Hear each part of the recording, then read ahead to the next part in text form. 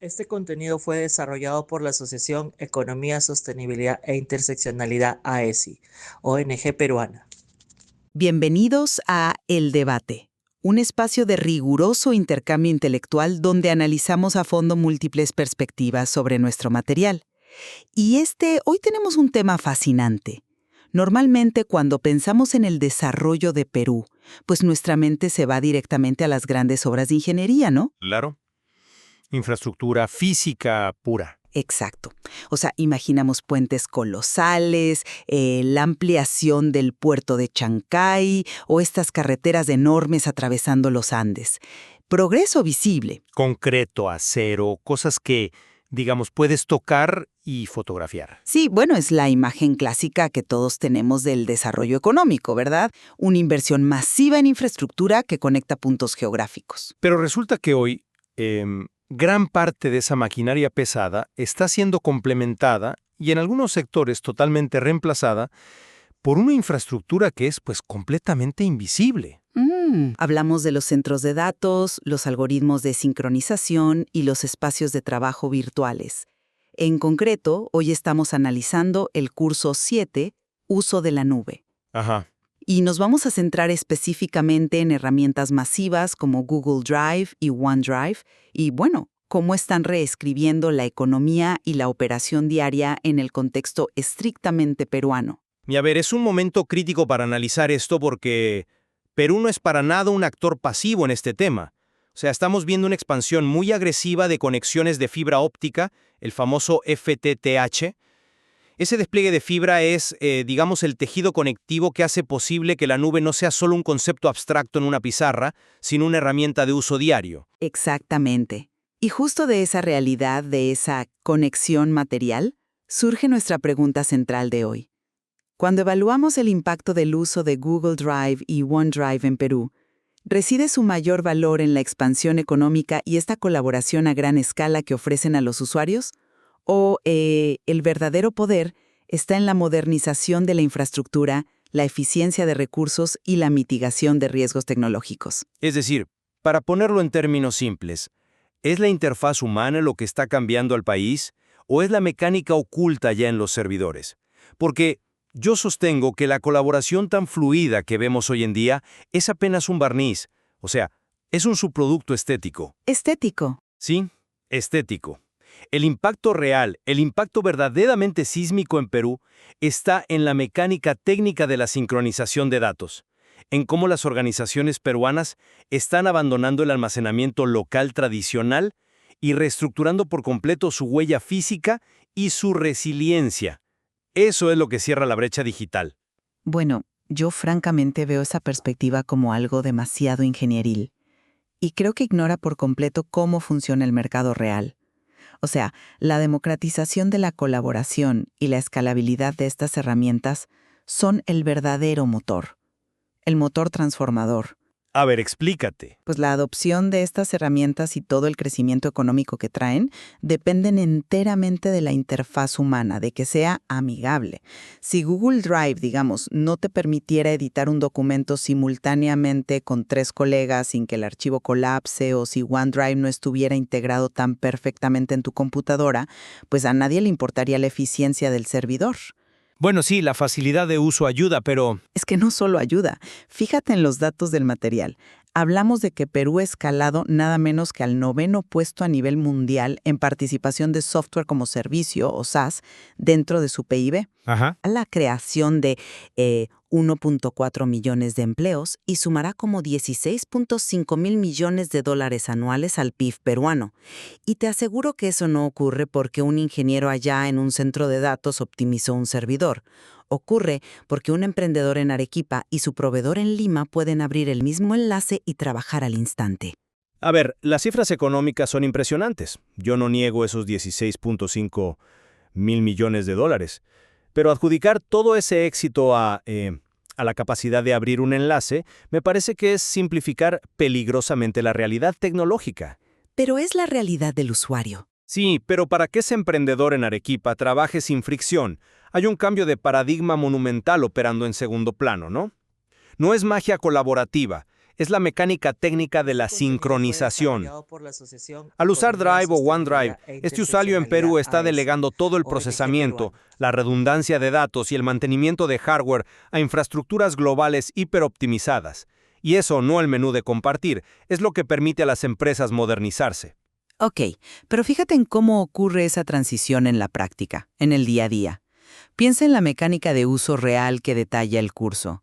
Un usuario entra a su cuenta de Google, hace clic en el menú de 9 puntos, abre Drive y de inmediato, ¡pum!, tiene 15 GB de almacenamiento gratuito a su disposición. Claro. Que por cierto, el material señala que es una ventaja comparativa inicial enorme frente a los 5 GB gratuitos que ofrece OneDrive al empezar. Pero la verdadera revolución operativa, la magia de verdad ocurre cuando asignas roles. Lector, comentador, editor. Y quiero aterrizar esto con un caso real en Perú, el de Red Salud durante la pandemia. Bueno, ese es un caso clásico de escalabilidad. Exacto, pero analicemos cómo escalaron. O sea, pasaron de 80,000 a más de 2 millones de afiliados en telesalud. Imagina la escena logística en ese momento. Hospitales completamente saturados, médicos aislados en sus casas, pacientes llamando a todas horas. Un caos total. Un caos. Si Red de Salud hubiera optado por la vía tradicional de la infraestructura de TI, o sea, contratar programadores, diseñar una base de datos desde cero, compilar un software propietario, pues se hubieran tardado meses o años. En cambio, usaron la accesibilidad masiva de la nube. Un médico en Piura y otro en Tacna podían actualizar el mismo historial clínico en tiempo real. ¿Ya? Esa mecánica de edición concurrente en el navegador eliminó el problema de los archivos bloqueados. Ese modelo colaborativo fue lo que salvó la operación entera. Es un hito operativo, es innegable. Saltar de 80,000 a 2 millones de usuarios sin colapsar el sistema es una proeza.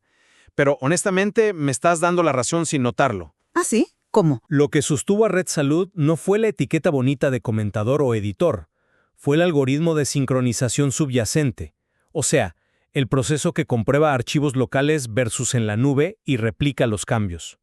Y aquí es donde las empresas peruanas tienen que ser extremadamente cuidadosas, porque la nube es una maquinaria pesada que opera ciegamente. ¿Ciegamente? No entiendo a qué te refieres. Totalmente ciega. A ver, hablemos de cómo funciona esa sincronización a nivel técnico. El cliente de OneDrive o Google Drive que está instalado en tu computadora está todo el tiempo escuchando los eventos de tu disco duro, ¿cierto? Si nota un cambio, compara el archivo local con el de la nube para ver si son diferentes. Y si lo son, propaga el cambio.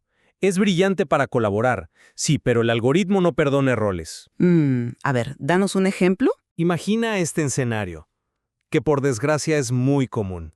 Un empleado en esa misma red médica que mencionas descarga un ransomware por error. Ay, el malware que encripta los datos y te pide un rescate, no. Exactamente. El ransomware encripta todos los archivos locales de esa computadora. ¿Y qué hace el algoritmo de Drive o OneDrive? Detecta que los archivos cambiaron, pero no sabe que el cambio es malicioso. O sea, el algoritmo no juzga, solo obedece ciegamente. ¡Oh, wow! Así que toma esos archivos encriptados y, en cuestión de milisegundos, los sube a la nube, sobreescribiendo las versiones limpias que estaban ahí. Si esa carpeta de historiales clínicos estaba compartida, pues el algoritmo distribuye el ransomware a toda la red corporativa casi instantáneamente. Esa eficiencia letal es la otra cara de tu colaboración sin fricción. Bueno, entiendo la vulnerabilidad, claro que sí, pero esa es una falla en la higiene de ciberseguridad del usuario final, o sea, no es un defecto del modelo de colaboración en sí. A ver, piénsalo con esta analogía. Imagina que el uso masivo de Google Drive y OneDrive en Perú es como un inmenso y ultramoderno mercado central virtual aquí en Lima. Ok, te sigo. Productores agrícolas de Junín, textileros de Cusco, consultores en San Isidro, todos convergen en este espacio al mismo tiempo. Las puertas están abiertas, no hay peajes físicos y todos pueden intercambiar y construir simultáneamente. Lo que cambia la economía peruana es que ese mercado existe y es hiperaccesible. El usuario, el vendedor, no necesita entender cómo funciona la logística de los camiones o, en nuestro caso, el algoritmo de replicación. La accesibilidad fluida es el motor. Ya, pero siguiendo tu propia analogía del mercado central, Si tú haces un mercado tan abierto, tan masivo y sin barreras, lo que tienes no es solo un centro hermoso de colaboración, sino un paraíso absoluto para los carteristas. Bueno, Este pero todo contenido espacio fue público desarrollado tiene por la sus Asociación riesgos Economía, operativos. Sí, Sostenibilidad pero e en el plano digital el Interseccionalidad riesgo es AESI, ONG sistémico. peruana. En una ciudad con nuestros desafíos, digamos, de seguridad ciudadana en Perú, un teléfono robado en el Metropolitano o una laptop que un empleado dejó olvidada en un café en Miraflores, no es solo la pérdida de un aparato físico. Claro, es el acceso. Exacto. Si esa sesión de Drive o OneDrive está abierta y sincronizando, ese dispositivo es una puerta trasera abierta de par en par a toda la información de la empresa. Por eso yo insisto en que enfocarse solo en la facilidad de uso, ignorando la infraestructura de seguridad, es una receta para el desastre. Pero a ver, ese riesgo sistémico me lleva a la verdadera razón, la razón estructural por la que las empresas peruanas migran a la nube, y no tiene nada que ver con colaborar más rápido. Supongo que vas a hablar de la transición económica y estructural. Precisamente, el modelo de CAPEX frente a OPEX, es decir, el gasto de capital frente al gasto operativo. Y ahí, justamente ahí, los números del reporte me respaldan de manera abrumadora. O sea, el material menciona más de 29.6 mil millones de dólares en producción adicional en la economía de Perú. Y para entender el cómo de esa cifra, miremos a instituciones como la Universidad Privada del Norte, la UPN. Ajá, un buen ejemplo de digitalización. Ellos digitalizaron sus servicios administrativos e integraron sistemas usando tecnología en la nube. ¿Y por qué es tan transformador este paso de CAPEX a OPEX para ellos? Porque en el modelo antiguo, si la UPN quería matricular a 1,000 alumnos más para un semestre, tenía que hacer un gasto de capital brutal. O sea, tenían que comprar servidores físicos, acondicionar cuartos fríos para que los equipos no se sobrecalienten, pagar licencias estáticas y contratar un montón de personal de TI solo para vigilar los servidores. Y lidiar con el ciclo de obsolescencia, no cambiar los fierros cada 5 años. Exactamente. Era una barrera de entrada financiera masiva. Lo que hace la nube, lo que hacen Drive o OneDrive, es democratizar esa infraestructura. La UPN de pronto ya no necesita construir cuartos fríos. Cambian ese desembolso millonario por una suscripción mensual, un gasto operativo donde pagan estrictamente por los gigabytes que usan. Si la demanda baja, el costo baja. Esa flexibilidad es la que les permite reinvertir en educación y no en comprar servidores. A ver, yo no discrepo en absoluto con la ventaja contable. Es brillante y optimiza recursos financieros. Pero te estás quedando a medio camino en el análisis técnico. Al eliminar esos cuartos fríos de la universidad, no es que el requerimiento físico, el servidor real, desaparezca mágicamente en una nube de algodón. Claro que no. Está en un centro de datos. Exacto, se traslada y se consolida en infraestructuras hiperescalables. Y es aquí donde reside el beneficio oculto más espectacular para Perú, especialmente ante nuestras altísimas vulnerabilidades climáticas. Pienso en eventos recientes, como los efectos del ciclón Yaku, que devastó redes físicas locales. Claro, ahí entra la resiliencia, de no tener tu información en un solo lugar físico. Resiliencia, sí, pero también mitigación ambiental profunda. Un servidor local en una universidad en Trujillo o una empresa en Piura es energéticamente ineficiente por naturaleza. Funciona al 15% de su capacidad, pero consume el 100% de la energía todo el día. Los centros de datos de Google o Microsoft optimizan esos flujos y operan con energías renovables. El material es súper claro en esto. La adopción de la nube en Perú puede reducir las emisiones de CO2 de los centros de datos en un 44%. Hablamos de evitar 38.000 toneladas métricas de dióxido de carbono al año. Bueno, sí, es un número masivo. Y te digo algo, no es solo la energía, es la desmaterialización física completa. Mira el ejemplo del INAIGEM, el Instituto Peruano de Investigaciones sobre Glaciares. Fueron la primera entidad gubernamental peruana en la nube, ¿cierto? Así es. Y el resultado técnico de eso no fue solo que sus científicos colaboraran de forma más bonita. Al migrar a este entorno, lograron un ahorro del 80% al eliminar la mensajería física, la papelería, la impresión y el mantenimiento de servidores in situ. La paradoja poética aquí es que la entidad que protege nuestros glaciares redujo su propia huella física al desmaterializar sus operaciones. Ese ahorro estructural y ambiental es 1000 veces más importante que si los científicos pueden usar etiquetas de colores en Google Drive. A ver, admito que el ahorro de 38.000 toneladas de CO2 y todo lo del INAIGEN son logros monumentales. Hay una elegancia ecológica en eso que es indiscutible. Pero, y aquí te voy a desafiar, tengo que chocar contigo en este punto. Dime. Imagina a esos mismos investigadores del INAGEM manejando, no sé, terabytes de datos de glaciares. Este contenido Si fue los usuarios desarrollado por la peruanos Asociación no pudieran Economía, organizar Sostenibilidad e fácilmente sus Interseccionalidad archivos, AESI, usando ONG peruana. funciones de búsqueda impulsadas por IA en Drive, o si no existiera la perfecta integración de Office dentro de OneDrive, nadie adoptaría la tecnología. Los científicos simplemente seguirían usando discos duros externos y pendrives. Bueno, pero Espera, déjame terminar el punto. ¿No crees que enfocarse tanto en las emisiones de CO2 es perder de vista que la adopción masiva depende enteramente de la conveniencia económica y colaborativa? La fricción operativa siempre derrota al idealismo ambiental. El impacto ecológico que tanto celebras depende de que la plataforma sea ridículamente fácil de usar. es que la conveniencia es el anzuelo. Yo no niego eso. Pero si el barco se hunde estructuralmente, el anzuelo no sirve absolutamente de nada. Pero la conveniencia va mucho más allá de, no sé, un diseño bonito en la pantalla. Hablamos de una reestructuración de cómo concebimos la información en el trabajo diario. Tomemos una de las mecánicas organizativas que el curso resalta en Google Drive, el comando Shift más Z. Ah, el acceso directo múltiple. Exacto. Para el usuario promedio, pues parece un simple atajo de teclado para agregar un archivo a otra carpeta, ¿no? Pero en realidad cambia por completo la arquitectura de la información en una empresa. Históricamente, en Perú y en todas partes, operábamos bajo una lógica de carpetas súper rígidas. Si marketing necesitaba un reporte de ventas y contabilidad también lo necesitaba, pues la gente copiaba el archivo. Al día siguiente tenías el reporte final versión 2 y el reporte final definitivo real. Un caos de versiones contradictorias. Sí. Era una pesadilla. Lo que hace Google Drive al permitir que un mismo archivo viva simultáneamente en múltiples carpetas es destruir esa redundancia. Establece un modelo donde solo existe una única fuente de la verdad. Si el contador actualiza una celda hoy, el equipo de marketing ve la actualización al segundo. Esa inteligencia organizativa es la que realmente empodera al trabajador peruano y erradica horas de ineficiencia.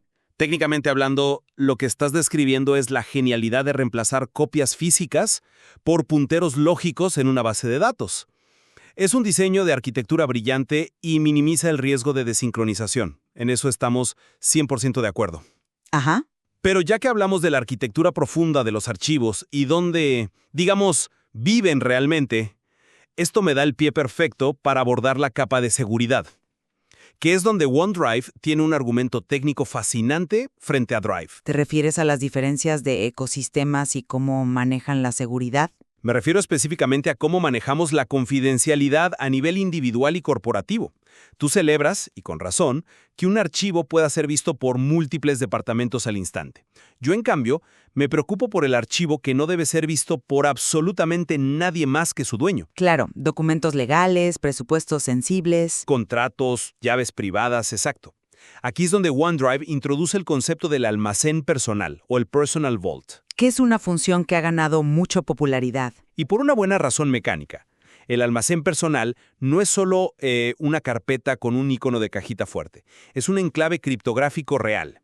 Es una capa de seguridad adicional en tu nube que incluso si dejas la sesión de tu computadora abierta en la oficina, exige un segundo factor de autentificación para abrirse. O sea, te pide biometría o un código SMS, ¿no? Exacto.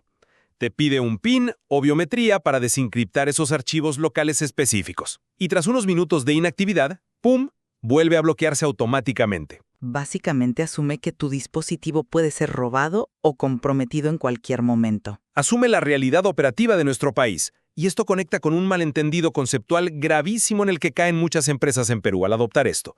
Tienen que entender la diferencia técnica fundamental entre sincronizar y respaldar, entre un sync y un backup. Google Drive y OneDrive, en su uso predeterminado, son sincronizadores de estado. Regresamos a tu argumento del espejo que refleja los errores. Tal cual. Un verdadero backup toma una fotografía de tus datos, los congela en el tiempo y los aísla para que nadie pueda alterarlos. La sincronización hace exactamente lo opuesto. Su trabajo es propagar alteraciones rapidísimo. Si borras un archivo, intencionalmente o por error, ese comando se replica en la nube. Si dependes de esta comodidad fluida sin haber configurado políticas de control de versiones o contraseñas fuertes y autenticación de 2 factores, estás construyendo tu empresa sobre hielo Este delgado. contenido fue La desarrollado por la sofisticación del Shift Asociación más Economía, Z que Sostenibilidad mencionas e es maravillosa, de Interseccionalidad verdad. AESI, Pero palidece ONG si peruana. cualquiera con acceso a una laptop sin bloquear puede borrar esa única fuente de la verdad. A ver, es un punto de advertencia totalmente válido, y me parece el lugar perfecto para ir cerrando nuestra línea argumental de hoy. A lo largo de esta discusión sobre el curso 7 y el uso de la nube, pues hemos diseccionado las dos grandes fuerzas detrás de la adopción masiva de Drive y OneDrive en el contexto de Perú. Y a pesar de los riesgos técnicos de seguridad que señalas con mucha razón, yo mantengo firmemente mi posición. La democratización económica y operativa no sucede en el vacío de un centro de datos. Son las interfaces amigables, son estas lógicas de bases de datos relacionales disfrazadas de atajos simples y la eliminación de la fricción colaborativa las que realmente empujan a un país entero hacia el futuro. Es esta accesibilidad la que permitió a Red Salud saltar a 2 millones de usuarios en pandemia, la que justifica esa proyección gigante de 16.5 mil millones de dólares en nuestro PIB y la que convierte a Perú en un líder regional en SaaS. Y tras analizar ambas caras, yo me reafirmo en mi postura analítica. La colaboración visible es apenas el efecto visual de una metamorfosis técnica mucho más profunda. La verdadera historia del impacto en Perú no es cómo editamos documentos juntos en tiempo real, sino cómo estas plataformas gestionan técnicamente la sincronización. Estamos forzando una mejora vital en nuestra infraestructura nacional, empujando la penetración de fibra óptica, el FTTH. Estamos logrando ahorros ambientales sin precedentes, eliminando miles de toneladas de CO2 como hizo el INAIGEN. Esa eficiencia física y arquitectónica es la base estructural silenciosa que realmente sostiene tu mercado central digital. Pero bueno, si hay un punto en el que ambas perspectivas convergen inevitablemente hoy, es en las condiciones que necesitamos para que este ecosistema no colapse. Ya sea que tú valores más la expansión económica o la eficiencia técnica, dominar el uso de la nube en Perú exige dos cosas urgentes, ¿no? Totalmente de acuerdo. Primero, tenemos que cerrar la brecha digital rural. Si la magia de la sincronización depende de latencias bajas, pues la banda ancha y la fibra óptica no pueden ser un privilegio exclusivo de Lima o de las zonas urbanas de la costa. Exactamente. Y segundo, necesitamos una educación en ciberseguridad muchísimo más agresiva. Que los usuarios entiendan que la nube no es un respaldo mágico e infalible, que la sincronización propaga un error tan rápido como un acierto y que al final del día el factor humano sigue siendo el eslabón más débil de la cadena. Sin ninguna duda. Y bueno, para aquellos que quieran explorar los engranajes detrás de todo esto, el material del curso ofrece muchísimos más detalles técnicos sobre las mecánicas de uso y diferencias entre los algoritmos de Google y Microsoft que no logramos cubrir del todo hoy. Así es. Al final, la decisión sobre qué fuerza consideran ustedes más transformadora, pues queda de su lado. Cuando miren su pantalla la próxima vez que un colega aparezca editando un documento con ustedes en tiempo real, pueden maravillarse por esa conexión humana instantánea. Oh, y se los recomiendo. Pueden detenerse un segundo a pensar en el inmenso centro de datos, los miles de kilómetros de fibra óptica y los algoritmos que están trabajando furiosamente en segundo plano para que esa pequeña letra aparezca en su monitor. Muchas gracias por acompañarnos en esta discusión. Nos encontramos en la próxima. Este contenido fue desarrollado por la Asociación Economía, Sostenibilidad e Interseccionalidad AESI, ONG peruana.